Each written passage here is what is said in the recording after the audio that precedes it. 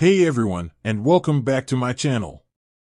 Today, we're diving into the world of international banking, specifically a challenger bank called Qonto.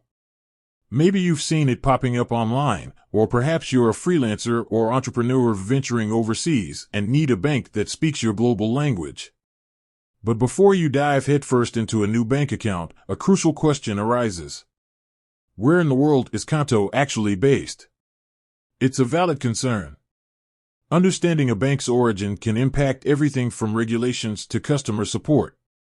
So, buckle up, Globetrotters, because we're about to unveil the mystery behind Qonto's international HQ. Bonjour from France. That's right, folks.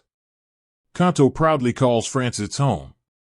Founded in 2016 by a group of Parisian entrepreneurs, the bank specifically aimed to provide a modern alternative to traditional French banking institutions.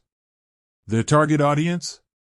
Small and medium-sized businesses, as well as freelancers and solopreneurs, a demographic often underserved by the big banks. Now, France might not be the first country that springs to mind when you think of cutting-edge fintech. But Qonto has carved a niche for itself by offering a sleek, app-driven platform that lets you manage your finances entirely online. Think multi-currency accounts, automated expense categorization, and seamless integration with popular accounting software. But is a French bank right for you? Here's the beauty of the globalized world we live in. With Qonto, you don't have to be physically located in France to reap the benefits. They cater to a wide range of European customers, offering accounts in several major currencies. Plus, their online-first approach means you can manage everything remotely, no matter where your entrepreneurial spirit takes you. Before you pack your bags and your euros.